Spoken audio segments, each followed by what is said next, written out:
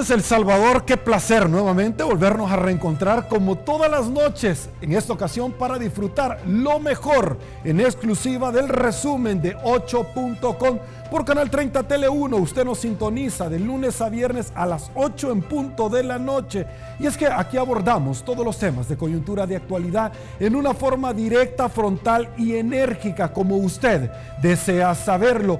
Arrancamos este viaje el día lunes con la diputada del partido Arena, Maite Iraeta, del departamento de Sonsonate, donde prácticamente la legisladora articuló un señalamiento en contra de la administración del presidente Bukele de que todo mundo es culpable, menos él. Todo lo que sucede es parte precisamente de un andamiaje, de un complot para dañarlo. Todos son los culpables. Si sucede algo con la entrega de los $300, es el partido Arena, FMLN. Si no se tienen los insumos porque los galenos se están renunciando, simple y sencillamente están adquiriendo el coronavirus, ellos son los culpables. Si la gente fue a traer los $300, el pueblo salvadoreño y su cultura no entienden. Todos son culpables menos el presidente Bukele. Si dice algo, no vamos a hacer caso a la sala de lo constitucional. Esa resolución va en contra de la Constitución misma, pese a que las resoluciones se cumplen, le guste o no le guste.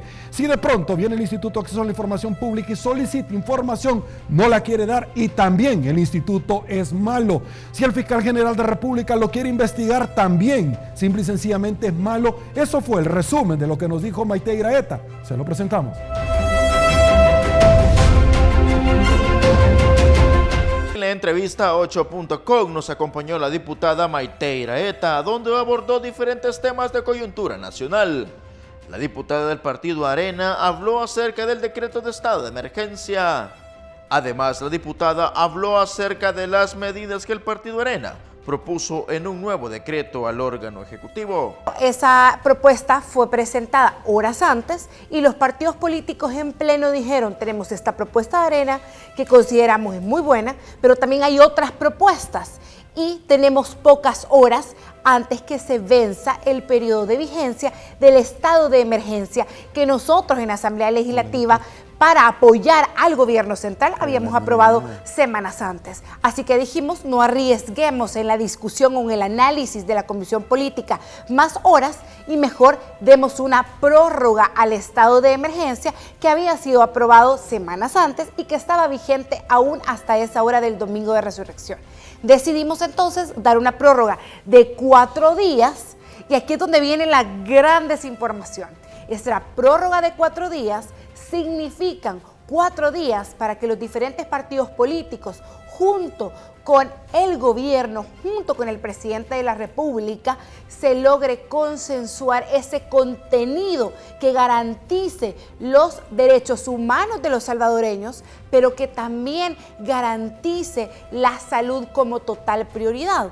Entonces decidimos que estos 4 días permitirían esa discusión entre los diferentes partidos políticos y también el gobierno, y también consultar al órgano legislativo, la Corte Suprema de Justicia, específicamente la Sala de lo Constitucional. Así que se aprueba y se da 4 días este decreto de estado de emergencia, con la claridad que el próximo jueves nosotros estaremos presentando este nuevo decreto que será aprobado para que esta cuarentena continúe. Qué interesante cómo en ocasiones esta información cambia de boca en boca o de Facebook en Facebook o de Twitter en Twitter. Esta vigencia de los 4 días tiene ese propósito, que hagamos el mejor análisis para que el contenido de ese decreto de estado de emergencia sea lo mejor para El Salvador, sean las herramientas necesarias para que el presidente pueda seguir actuando junto con su gabinete, pero con la convicción que el jueves en plenaria estaremos aprobando un nuevo decreto de estado de emergencia. Además, la diputada del partido Arena habló acerca de las medidas que el partido propuso en un nuevo decreto. Sí, la propuesta de decreto de estado de emergencia que mi partido presentó, que está siendo analizado por los diferentes partidos políticos y en la plenaria del día de ayer tuvo una excelente aceptación, pero que decidieron que había que estudiarla más y también habían más propuestas, por eso es que solamente se han dado 4 días para la prórroga de este estado de emergencia hasta la próxima plenaria, que es el día jueves. Incluye como prioridad mantener la cuarentena en El Salvador.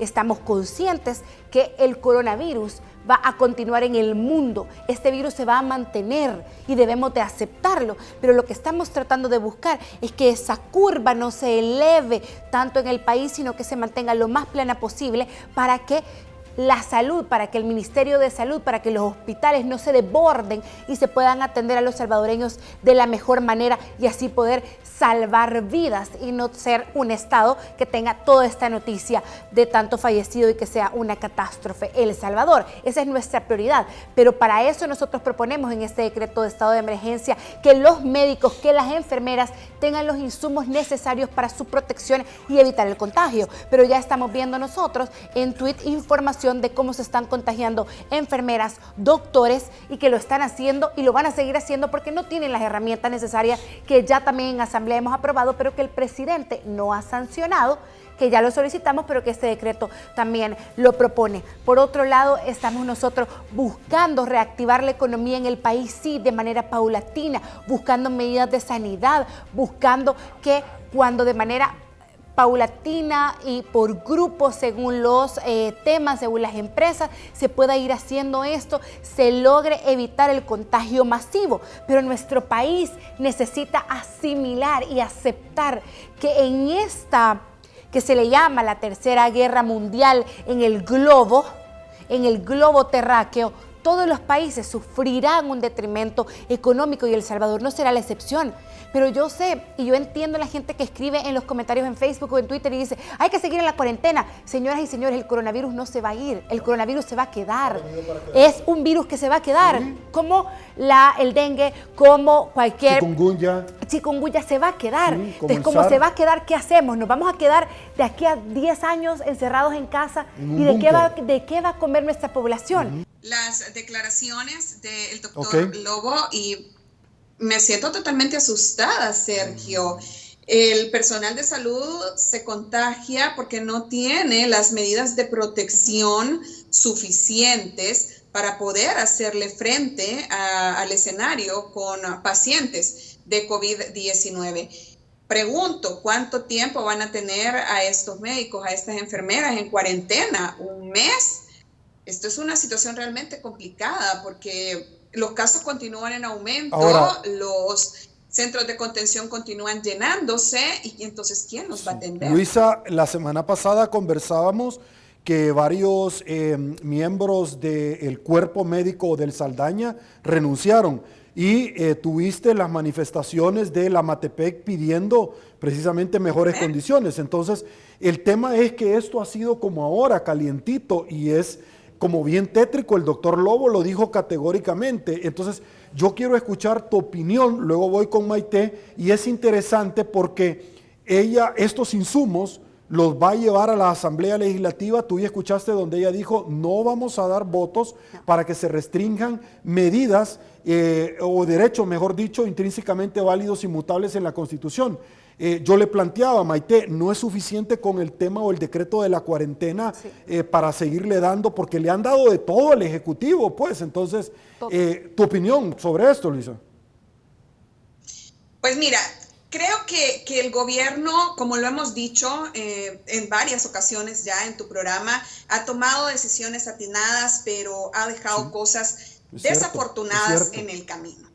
Escuchaba este fin de semana, bueno, durante estos últimos días, leía, mejor dicho, la publicación de elsalvador.com en la que hablaba sobre el joven al que se le tiraron 2 disparos en su pierna y que luego en un tuit la Policía Nacional Civil dijo que había sido por error y que este joven con la pierna destrozada realmente pues no se daba por ofendido. Luego retiraron los tweets. ¿Qué mensaje está dando esto a la ciudadanía?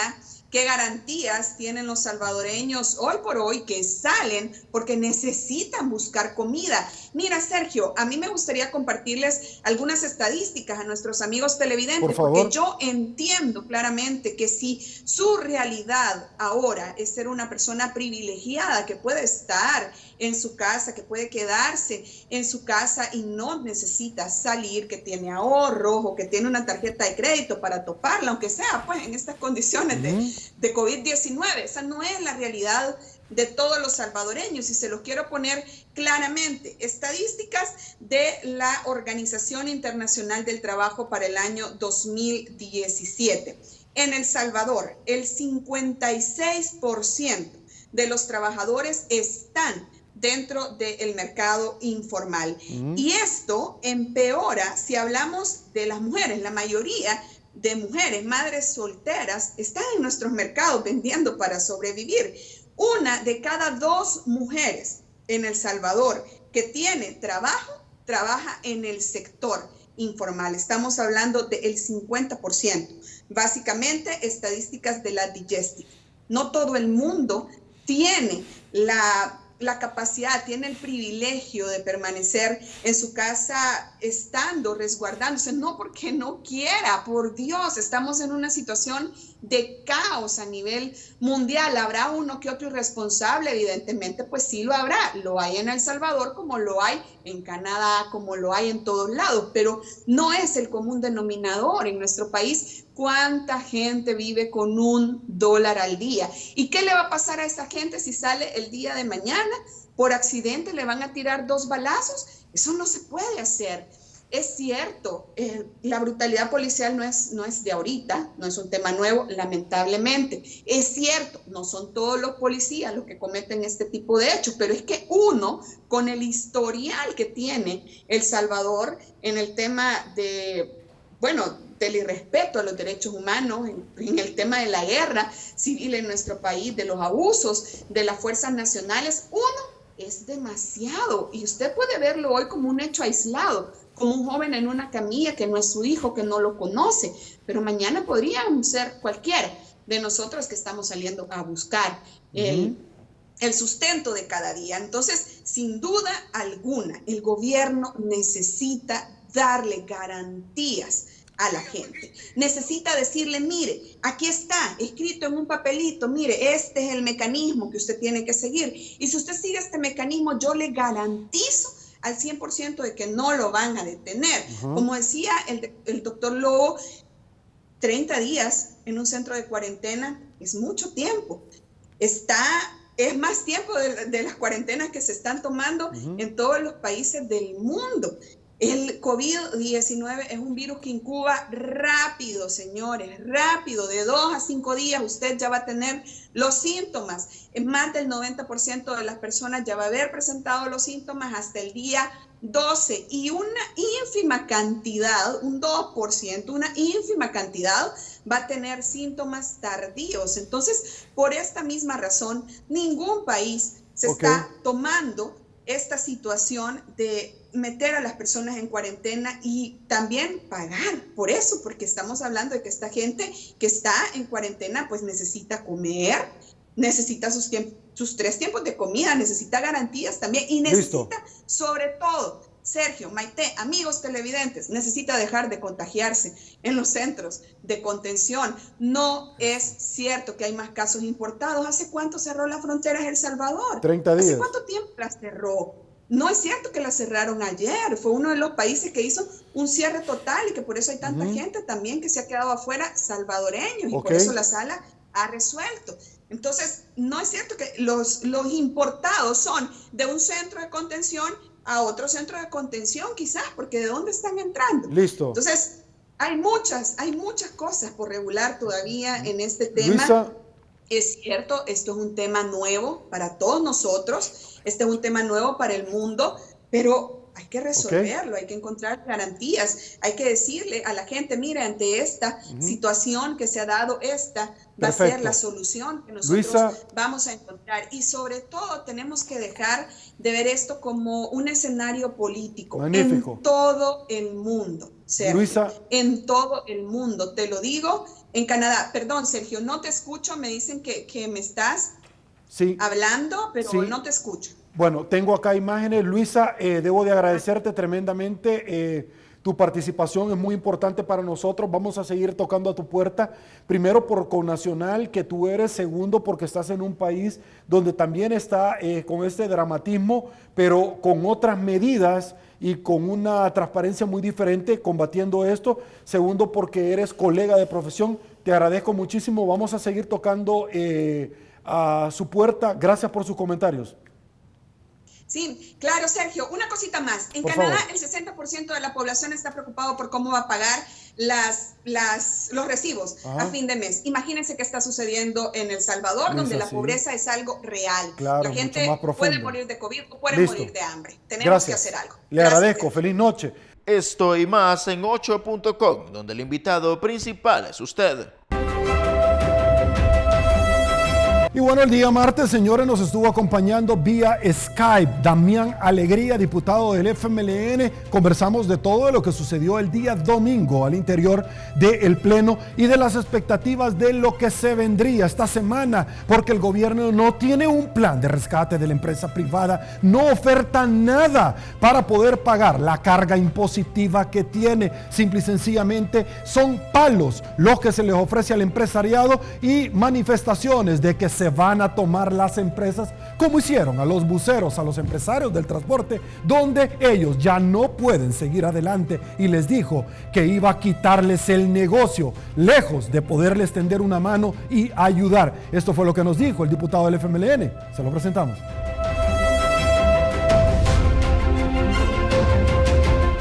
En la entrevista 8.com nos acompañó el diputado Damián Alegría, donde abordó temas de coyuntura nacional. El diputado del FMLN abordó el tema de lo sucedido el día domingo.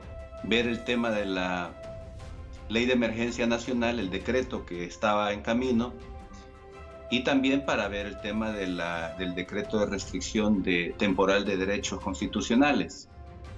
Pero sucede que esos decretos llegaron hasta el día sábado a la Asamblea y nosotros los tuvimos hasta el día domingo en la mañana, y ya habían una serie de ideas, de sugerencias, de cambios, una mejor redacción, quitar algunas cosas muy punitivas que están en la propuesta del gobierno, meter más algunos temas como lo que ha planteado la Sala de lo Constitucional, que debe integrarse también a este nuevo decreto de emergencia nacional. También una serie de cosas que tienen que ver con el orden en los centros de contención, que haya condiciones para que realmente se atienda bien a la población. El diputado del FMLN abordó el tema de lo pasado el domingo en plenaria y lo que se propone ejecutar este jueves. Además, el diputado habló de los centros de contención y cómo estos funcionan. Los reclamos que hay del pueblo salvadoreño y de las personas que están en los centros de contención, de todo el problema que se está dando, pues de que no les dicen nada, les hacen las pruebas, pero no les dan la respuesta. Bueno, hoy por la mañana tuve la posibilidad de hablar con el rector, le han hecho 2 pruebas del coronavirus y ninguna de esas le han dado respuesta todavía. Igual que él, hay otro montón de personas que los han mantenido por un tiempo más allá de lo que clínicamente es sugerido o aceptado en un centro de contención, algunos en una forma inadecuada porque están juntos en un solo espacio y, como muchos dicen, ese no es un espacio para cuidarse, sino más bien para difundir la enfermedad si es que alguien de ellos tiene ya el problema. La posición del FMLN en relación al tema del régimen de excepción sigue siendo la misma. Nosotros no creemos que sea necesario suspender o restringir los derechos constitucionales de la población a través del régimen de excepción. El decreto de emergencia nacional le da herramientas suficientes al gobierno para poder limitar derechos como el de libre circulación, derechos como libertad de organización en términos de concentraciones humanas que puedan ser mecanismos de difusión de la enfermedad, libertad de circulación en el sentido de que si hay una zona, un municipio, una región del país donde está presente la enfermedad y para eso es necesario evitar que salga la población de ese lugar o que entre otra población a ese lugar, todo eso está contenido en el decreto de emergencia nacional. Así que por esa razón nosotros no creemos que sea necesario. Fíjate que en el artículo 3, por ejemplo, nosotros estamos proponiendo, pero esto ya estaba en la redacción anterior. La población en general estará obligada a colaborar y acatar las disposiciones que se tomen al respecto por las autoridades competentes, so pena de incurrir en las responsabilidades penales, civiles y administrativas pertinentes.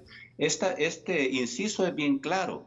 O sea, le dice a la gente, usted debe de colaborar y acatar las disposiciones que tomen las autoridades competentes. So pena de incurrir, si no cumple, de responsabilidades penales, civiles y administrativas pertinentes. Estoy hablando del decreto de emergencia nacional. Por esa razón, si ya están contenidos en el decreto de emergencia nacional medidas como estas y una serie de orientaciones que tienen que ver con la potestad del Ministerio de Salud para aislar la zona donde hay problemas de salud o limitar la movilidad de personas que tienen el problema para que se quede en su casa o se quede en un lugar aislado, ya se las da el decreto de emergencia nacional. Por esa razón nosotros no fuimos de la idea y no somos de la idea hoy de aprobar ni de dar nuestros votos para un nuevo régimen de excepción. Creemos que ese no es el camino, que con el decreto de emergencia nacional es suficiente. Tengo preguntas de los amigos televidentes y dice, consulta si van a tomar en cuenta la suspensión de los plazos procesales. Se está refiriendo a las diferentes audiencias y todo lo que se tenía que realizar por el tema de privación de libertad o personas que tienen procesos de todo índole, civiles, penales, administrativos, etcétera. Sí, eso está contenido también en el nuevo decreto de emergencia nacional. Todo lo que tiene que ver con que quedan suspendidos o se posponen todas aquellas actividades que tienen que ver con procesos judiciales o con obligaciones contractuales, de tal manera que sí hay respaldo para eso también y especialmente tiene que ver esto de una manera más particular con otros decretos que hemos aprobado también que tienen que ver con que primero no se paguen en estos meses de marzo, abril y mayo obligaciones de pago de agua, de recibos de agua, recibos de energía eléctrica, recibos de telefonía, de internet y de otros, pero se extiende a una serie más amplia de obligaciones contractuales, como por ejemplo obligaciones con la banca, alguien que tiene un préstamo que tiene que estar amortizando. Si la cuarentena no le permite ir al banco a pagar, no hay problema, puede posponerse ese pago sin penalizaciones. Por supuesto, cada persona tiene que hacer valer su derecho, porque el banco, pues yo no dudo que en algunos momentos va a decir, usted tenía que pagar en esta fecha, pero las personas tienen que también demostrar que estaban en cuarentena o que, bueno, la orientación del presidente que hubiera cuarentena domiciliar, familiar, que todos nos quedáramos en casa y por eso la orientación general, quédate en tu casa, que todos la estamos cumpliendo, es una demostración suficiente para que esas obligaciones contractuales no se cumplan en este momento, sino que se pospongan para el futuro. Ok, diputado, ¿cuál es su posición con relación a que empresarios están solicitando que el Seguro Social coadyuve con el pago de los empleados a nivel nacional? ¿Su opinión sobre esto? Si el seguro lo hace, yo creo que va a entrar en una situación crítica muy pronto. Creo que no es esa la vía, sino que es que los patronos asuman la responsabilidad, pero ahí nosotros debemos hacer una diferenciación. Los 2.000 millones de dólares que se le ha autorizado al gobierno para que busquen recursos a través de bonos o de préstamos o de la manera que sea posible en el mercado financiero internacional e incluso el nacional, ese dinero debe servir para resolver ciertos problemas, como por ejemplo los de las micro y pequeñas empresas, que son las que están en una condición más difícil. A las micro y pequeñas empresas este fondo debe servirles para que no tengan que despedir a nadie y puedan seguir cumpliendo su obligación con sus empleados.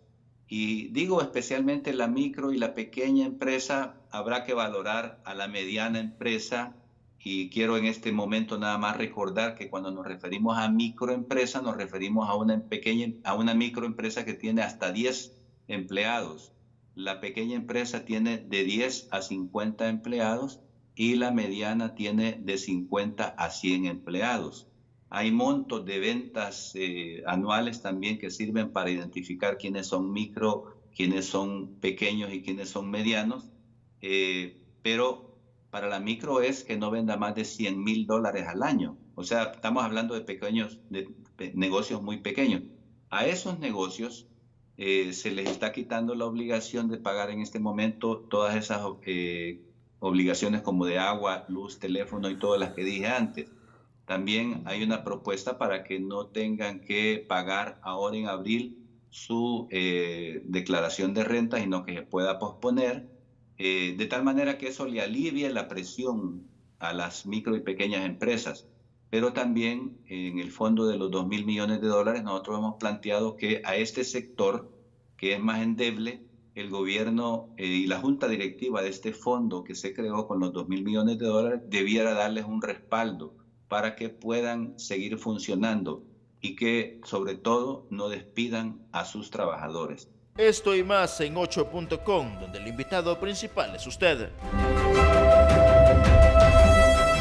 El día miércoles nos estuvieron acompañando dos legisladoras del partido FMLN, Anabel Belloso y Elizabeth Gómez. Con ambas conversamos, señores, sobre todo el andamiaje que se está articulando hoy por hoy y que ha sido altamente cuestionado para el Ejecutivo porque no tiene un plan de rescate en términos de salud. Le han prohibido a los médicos dar declaraciones. Hemos visto agentes de la Policía Nacional Civil que llegaron al Saldaña a quitarle los dispositivos electrónicos para que estos no pudieran grabar videos y enviarnos en una especie de denuncia. También hemos tenido a salvadoreños que han hablado vía telefónica desde los resguardos quejándose por el trato que se les está dando, como el Procurador General de la República ha manifestado. A continuación, le presentamos el siguiente resumen.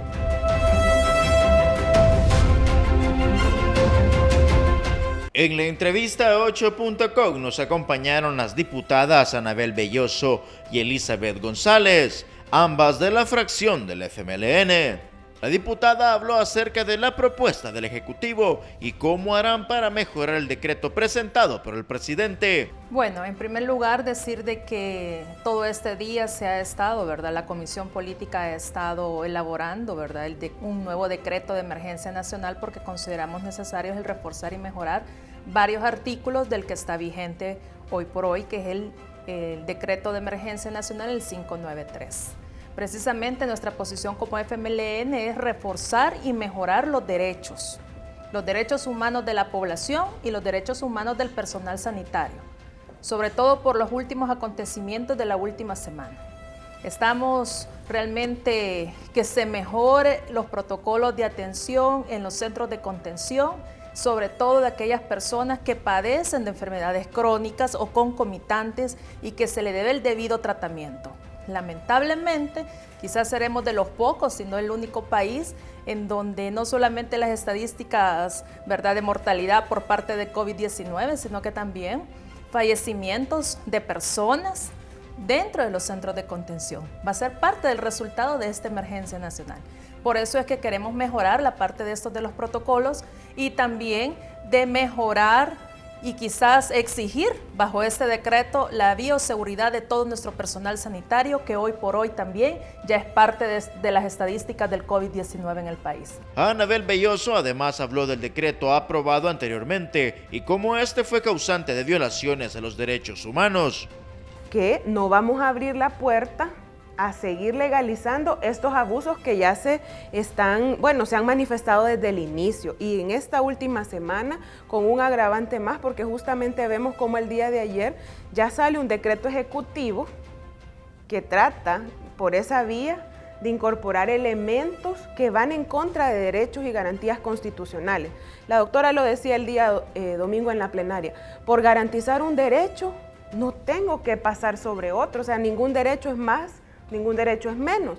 Se tienen que buscar los mecanismos que permitan que la población siga, ¿verdad?, a través de las medidas, salvaguardando su salud, pero que no implique que, digamos, de repente va a llegar los militares o los policías a allanar mi casa sin una orden judicial, sin porque se está cometiendo un delito en flagrancia y lo van a llegar a... ellos llegan, ¿verdad? No, la Constitución es muy clara. E incluso en este tema de la inviolabilidad de la morada, que nadie puede entrar a la fuerza a mi casa, no es de los derechos que en todo caso se puedan restringir, según lo que la misma Constitución dice, en cuanto al régimen de excepción en el artículo 29 o 30. Entonces la población debe tener certeza de que las medidas sanitarias tienen un marco legal, pero que como partido a lo que hemos dicho no es a los abusos de autoridad. Yo creo que el rol que la policía y en este caso la Fuerza Armada, ya la ley de protección civil es muy clara, en el decreto de emergencias también se dice, es de colaborar, ¿verdad?, que se atienda de mejor manera el tema de la emergencia sin que se lleguen a cometer los abusos que, ya dijimos, el baleado. Hubo una denuncia de un señor que iba en bicicleta y que lo que hicieron fue ponérsela en el cuello. O sea, ¿qué tipo, digamos, de funcionarios, en este caso de la policía o de la Fuerza Armada, están pues atendiendo en primera línea el tema de la seguridad? Es muy cuestionable y no entiendo yo a qué se refiere realmente ese cuestionamiento. Anabel, este video el cual compartimos nosotros sobre el Seguro Social, en su ley el Seguro Social habla de caso fortuito fuerza mayor. Esa es mi pregunta, póngame por favor donde el secretario jurídico de la presidencia en otro canal de televisión dijo que sí se pueden dar paso a la suspensión.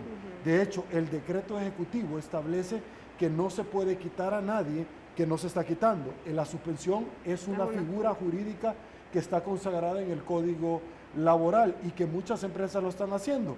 Dice el diario El Mundo, es permitido que empresas suspendan contratos si no pueden pagar. Dice el secretario de la presidencia, en efecto, eso es correcto, pero este día el ministro dijo del ramo que no y que va a verificar este tema. ¿Cuál es su posición frente a estos dos temas? Porque el seguro social es seguridad social.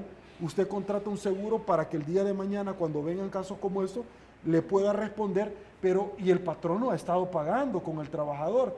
Pero hay un tema más allá de todo esto, y es que dicen, mire, el seguro social no le corresponde hoy por hoy en esta crisis, cuando la ley lo establece.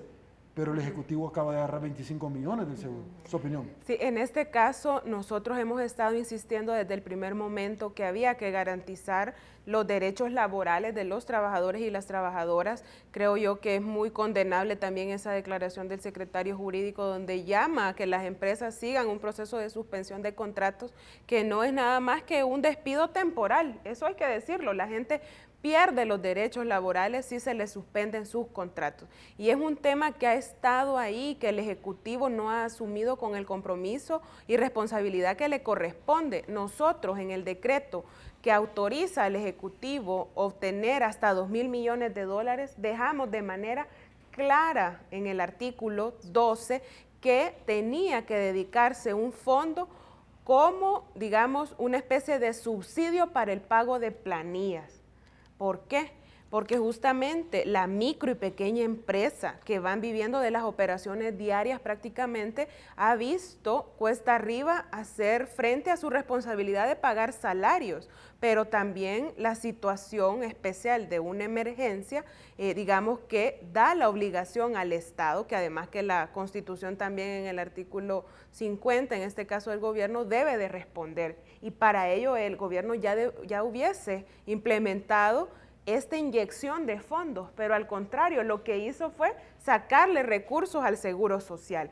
Yo creo que es un tema que está, digamos, preocupando a la gran mayoría de la clase trabajadora y también a todos estos micro y pequeños empresarios que hoy es 15, ¿verdad? 15 de mes. Sí. Y yo creo que muchas micro y pequeñas empresas han dejado de pagar porque no han tenido ingresos debido a la paralización de la economía. Entonces, el Ejecutivo, además de que se contradice de manera recurrente entre sus mismos funcionarios, no asume con la responsabilidad que le toca porque ellos redactaron el artículo original del decreto de emergencia, que creó después una gran polémica de la interpretación que era lo mismo que el artículo ya decía, era lo mismo, pero el presidente lo que vino y dijo fue que nosotros queríamos quebrar al seguro, cuando lo que se estaba dejando, digamos, en firme era lo que él mismo había presentado. Entonces, yo creo que el gobierno debe asumir con más responsabilidad esta preocupación que ahorita ya es una realidad y no le podemos seguir dando más tiempo o dilatando porque la gente que aparece en planillas no ha salido beneficiaria de los $300, ¿vea? Asumiendo que va a tener un ingreso, pero los micro y pequeños empresarios y en caso hasta mediana empresa que son responsables no han podido asumir el pago. ¿Usted está clara entonces que la figura de la suspensión se puede dar? Pero no, nosotros hubiésemos querido que en el decreto de emergencia claramente diga que no se debe dar, porque es una situación extraordinaria. No creo que no hubo consenso en eso. Claro, nosotros, por lo tanto, si procede, se puede dar la suspensión. Seguirá porque está, digamos, se están amparando en eso. Listo. Tengo el video. ¿Ya está el video? Donde da las declaraciones el secretario jurídico, pero este día el ministro dijo que no. Sí, ok. Antes, doctora, me informan ahorita que el hospital de Chalchuapa y Cesori también con personal médico a cuarentena. Sí, precisamente hoy por la tarde conocíamos el caso y el caballero de varios personal y el caballero que me estaba escribiendo me dice, Sergio, nosotros, me pide el anonimato, muchos médicos tienen de verdad ahorita terror en hablar, pero me dice, por favor no digas mi nombre, pero no tenemos los insumos. Y la foto para el caballero que habló con el video de que nos estamos poniendo bolsas, en efecto es cierto, no tenemos. ¿Su opinión? Precisamente hoy por la tarde conocíamos del caso de varios personal sanitario del primer nivel de atención en el municipio de Cesori, ¿verdad? Conocíamos también otros casos al interior. ¿Es correcta la información? Al interior del país, así es. Okay. Y otro número más de personal sanitario va en estos momentos a cuarentena. Pero estamos en un momento, digamos, en un momento extraordinario sobre la base de que lo que ha obligado a que las empresas justamente y toda la actividad económica se paralice es una emergencia sanitaria, pero no hay claridad de un plan de acción en el tema económico. Se anuncia y se dice, hemos dicho, hemos presentado tantas iniciativas. La semana pasada veíamos una declaración de parte del director o presidente de CONAMIPE que habían presentado 48 iniciativas a la Asamblea Legislativa. Y eso es totalmente falso. O sea, la Asamblea no ha recibido, a excepción de algunas cosas puntuales en el tema de turismo, iniciativas para el apoyo a la micro pequeña empresa. Entonces, ante la falta de una planificación o de medidas puntuales que alivien tanto la problemática desde el lado de la clase trabajadora como de la micro, pequeña, mediana empresa que está viendo complicada la situación, pues ellos recurren a lo que la ley digamos, ya establece, pero es como en esa disyuntiva de entre lo que se puede, pero digamos que no debería ser. Yo por eso digo, nosotros somos enfáticos porque siempre hemos estado en la defensa de los derechos de los trabajadores, pero reconocemos el problema que tiene la micro, pequeña y mediana empresa para cumplir sus obligaciones. Pero sí estamos claros que el Seguro Social tendría que accionar. Y el artículo 5 es bastante claro en eso, sobre ese tema, del decreto de emergencia. Lo hemos compartido acá. Beatriz de Díaz, muchísimas gracias, le agradezco sus apreciaciones y sus palabras para con mi persona. Nelson Quintanilla, saludos también a ustedes. Diputadas, nos hemos pasado un poco más de tiempo porque creo que es importante el que nosotros podamos trasladarle al pueblo salvadoreño los conceptos al final para que ellos tengan toda la información y se realicen su propio concepto, sin embargo, su propia valoración. Una última pregunta, porque esto me lo están haciendo desde hace rato, si me dice, doctora, ¿Cuál es su opinión sobre el presidente de Guatemala? Está terminando su 5º hospital, no ha parado la economía del país, anda con muletas en el terreno trabajando, y en El Salvador ya no va a costar 70 sino que $100 millones, un hospital provisional. El doctor Fortín, dice el amigo televidente, ha manifestado muchas veces que no hay una planta de tratamiento de agua cerca de la Feria Internacional, no es el lugar idóneo. ¿Cuál es su opinión? ¿Usted comparte esa posición o difiere?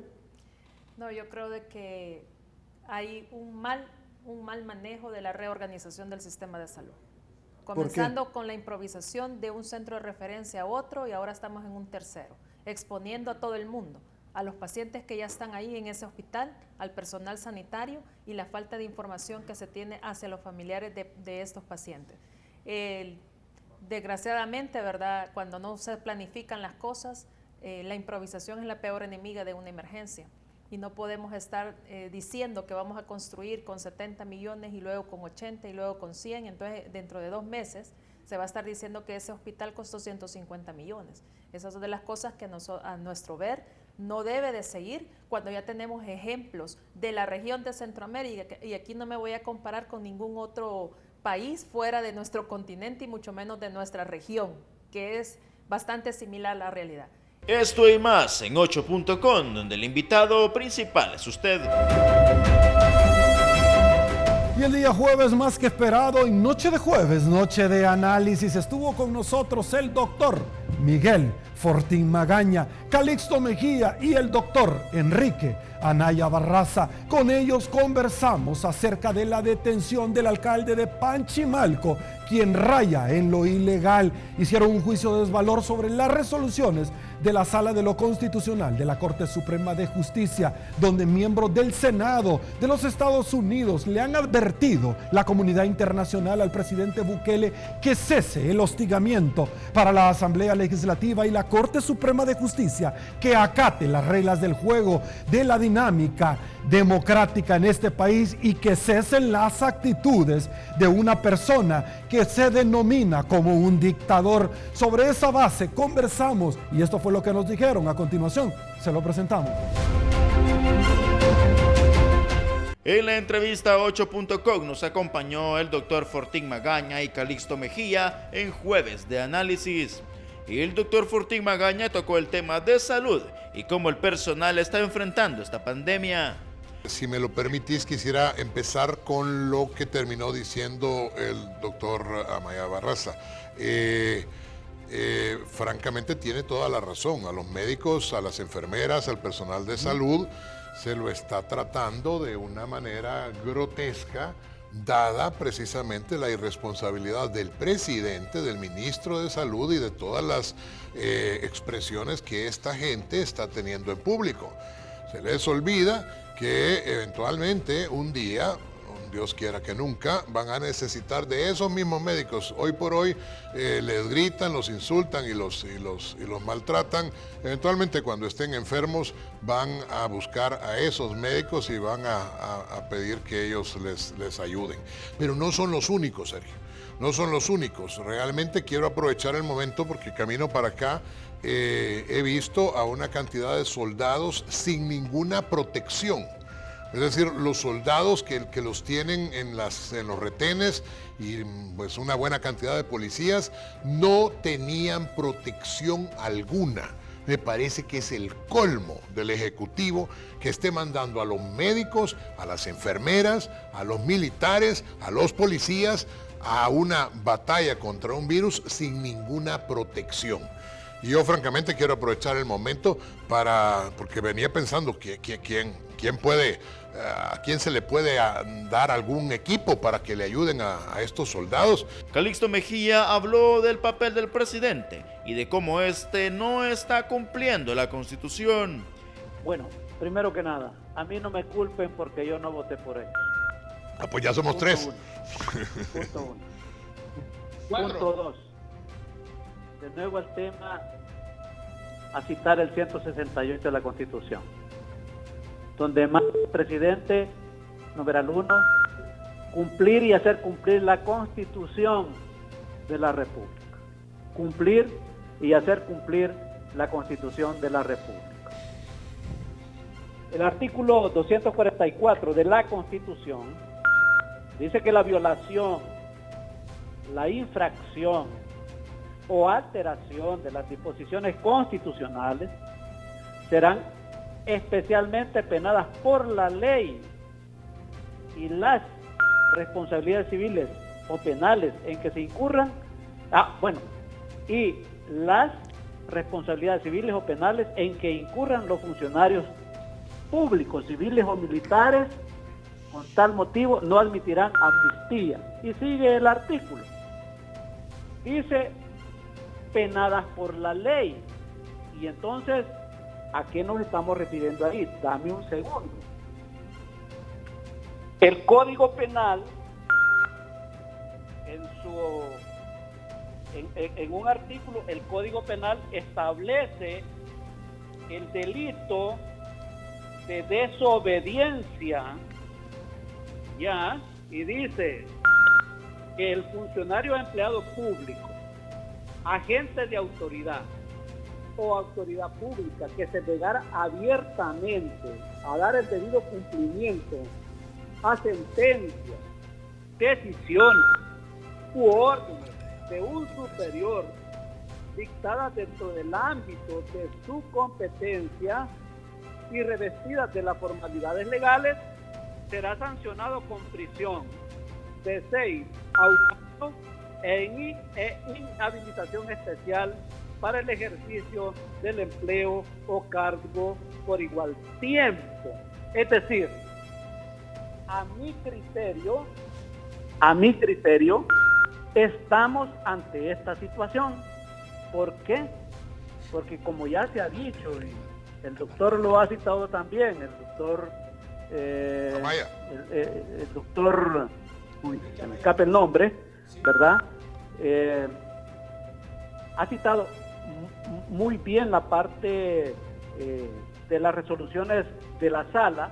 Estamos ante un incumplimiento de una resolución, ¿verdad?, que además le dice que es una orden al presidente, y por lo tanto constitucionalmente, a mi criterio, estamos, o se está cayendo, mejor dicho, en estas disposiciones que he citado. Acaban de manifestar que van a vetar, doctor Barraza, y que no están de acuerdo con las multas. O sea, esto es complicado porque todo lo que los dos órganos dicen no le parece al presidente, no lo voy a cumplir. Cuando dijo el procurador no me va a estar vigilando a mí, la Constitución lo dice.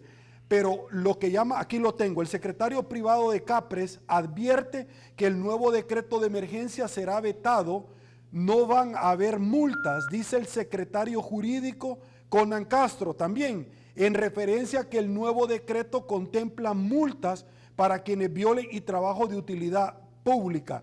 Quiero preguntarte, doctor, ¿qué opinas? Porque si ellos lo vetan, mañana ya no hay decreto y los salvadoreños pueden salir a la calle, doctor. Doctor Barraza. Sí, vamos a ver, mira, digamos, tengo entendido que el decreto todavía no ha sido aprobado, se está discutiendo todavía, ¿no? Digamos, desconozco cuál va a ser el texto final, si vi el proyecto, ¿no? Que estuvo circulando desde anteayer, creo, de la nueva ley de emergencia. El problema, Sergio, es que si efectivamente hoy vence el plazo de la prórroga de los 4 días que dio la Asamblea de la ley que decretó el estado de emergencia. Si el día de mañana no hay emergencia, si el día de mañana no está vigente una ley de emergencia, el problema es que nos vamos a quedar, ¿no?, absolutamente ahí sin ninguna, básicamente sin las herramientas más fuertes para enfrentar la lucha contra la pandemia. No, el llamado que tengo que hacer es que definitivamente tienen que buscar a ver cómo llegan a un acuerdo. Y es que francamente, si el Ejecutivo no quiere poner multas, pues que diga qué es lo que quiere poner. Digamos, y sabe que la sala en una de las clases que le dio al Ejecutivo decía, mire, usted puede imponer sanciones a las personas que incumplen la cuarentena, pero la debe de imponer en forma gradual. Y así ha sucedido en varios países, digamos. Primero, digamos, te ponen una multa, después si no pagas la multa, te ponen una segunda multa más cara, y en tercer lugar, digamos, ya te llevan detenido, pero no te llevan a un centro de contención ni nada, te siguen el debido proceso y te sancionan por un delito especial previsto por haber violado la cuarentena. Es decir, digamos, se sigue todo el debido proceso, pero no es como aquí, que el policía o el soldado, y ahora quiere, decían los que dicen que asesoran jurídicamente al presidente, dicen que es el médico quien va a decidir si va a la cuarentena no automáticamente, dice, en un centro de prevención de cuarentena, que como yo escribí ayer, nadie sabe dónde están esos centros de prevención de cuarentena, ni cuántos hay, ni dónde están. O sea, yo creo que es un invento que se sacaron para poder decir eso. Entonces, aquí el llamado es que ojalá que se llegue a un acuerdo, porque debe de existir definitivamente una herramienta adecuada, una buena ley de emergencia. Le daría las herramientas adecuadas a todas las autoridades involucradas en la lucha contra la pandemia para poder hacer un buen rol, ¿no? Entonces, es de procurar que en lugar de estar diciendo, ya anunciando, la voy a vetar, mejor buscar llegar a una solución. Eso es lo importante, Sergio. Ok, doctor Fortín, quiero preguntarle, porque un amigo televidente primero me está diciendo acá, Norberto Arévalo, ¿qué parte no entienden los del Ejecutivo que las resoluciones se cumplan, les guste o no les guste? Las resoluciones del Ejecutivo. Las resoluciones de la Sala de lo Constitucional. El Ejecutivo las debe cumplir. Listo, se cumplen, les guste o no les guste. Ahora, y siguen los comentarios. El tema, yo quiero preguntarle a usted, porque se ha viralizado. El presidente esta semana dijo, siempre en la misma línea, ok, ya vieron que después de la entrega de los $300, que del Hospital Sacamil fue la señora y dijo con audio, yo fui a traer los $300, ya pasaron 15 días y no ha sucedido nada. Yo he tenido a médicos acá que me han dicho, no, Sergio, no es así. No, a veces llegan hasta 30 días. Pero lo que me llama muchísimo la atención es, doctor, yo no entiendo si bajo la óptica del señor presidente solo son de 11 a 15 días. Correcto. ¿Por qué sigue manteniendo más de 37 días en resguardo a la gente? O sea, no hay una antítesis entre lo que se dice y lo que sea. Coménteme cuál es realmente el número correcto. Con gusto, con gusto. Antes quería saludar a un buen amigo que ya estoy igual que don aquel, pero realmente el doctor Ramón Morales Quintanilla, que nos está viendo, que es otro jurisconsulto tan apreciado, mi propio abogado además, realmente pues está totalmente de acuerdo, me decía, con los conceptos que está vertiendo el doctor Anaya Barraza y que son jurídicamente muy sólidos, pues muy sólidos. Volviendo a esto y desde la perspectiva médica, a ver, sin pasionismos, hablo para el ciudadano que tenga interés en valorar y analizar las cosas, no para aquel que aplaude cualquier cosa que Bukele diga, porque así se le pareciera a Dios Padre en su gloria y le dijera que Bukele no es Dios, él seguiría diciendo que lo es. Y a ese no se le puede decir nada porque no hay nada que cambiar en él. Pero a la persona real y honesta que pueda tener una opinión como la nuestra o contraria a lo que nosotros decimos, no importa. Médicamente hablando, el manejo de la cuarentena en este momento, como también lo ha dicho el doctor Lobo en varias ocasiones, y cualquier otra cantidad de médicos, el presidente del Colegio Médico, el doctor Milton Brizuela, etcétera, el manejo no es adecuado. O sea, no tiene sentido tener a la gente en cuarentenada y por el otro lado, que si lo para a cualquiera que tiene hambre y que fue a salir a comprar alguna cosa o lo que sea, se lo llevan a un centro de detención, porque no son de contención, sino de detención, porque nadie puede salir de ahí, es decir, están detenidas estas personas junto con muchísimos otros seres humanos.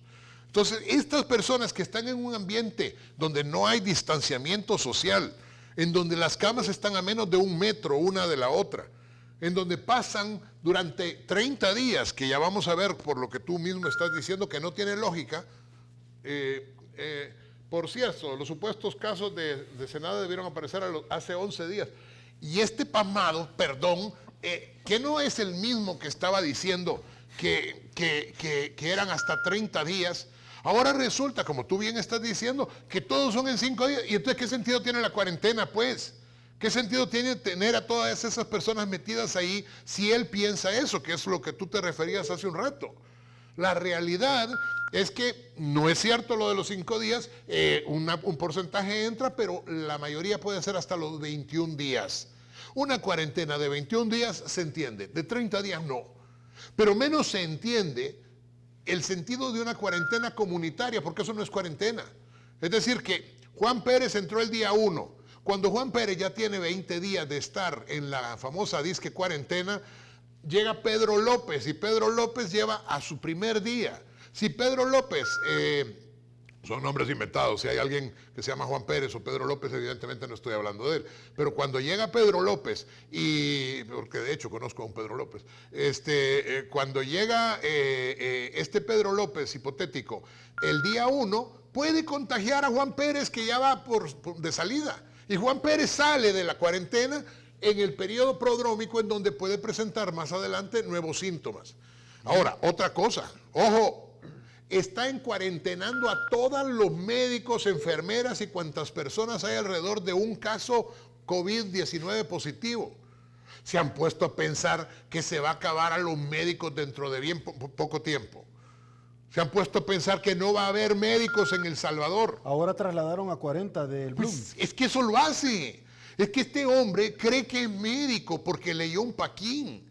O sea, el presidente que no llega ni a bachiller, y lo digo con mucho respeto para los bachilleres, realmente cree que es médico porque leyó un paquín. El otro día estaba dando, esto señores es muy grave. Me he enterado y tengo la obligación de advertirlo que cuando la gente sale de la cuarentena le dan hidroxicloroquina preventivo junto con acitromicina. Eso es un potencial riesgo para el corazón de una persona, ni siquiera se le toma un electrocardiograma. No es lo mismo alguien joven, y además ese no es tratamiento preventivo, ese es tratamiento curativo y no como le están dando. Tengo evidencia de esto que estoy diciendo.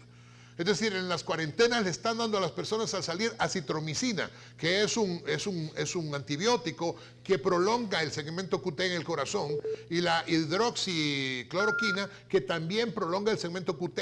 Luego, los dos productos juntos, si no se ha hecho un electrocardiograma y no se ha hecho una valoración de la persona, es potencialmente riesgoso que puede terminar en la muerte. Y la culpa va a ser de quien lo haya ordenado.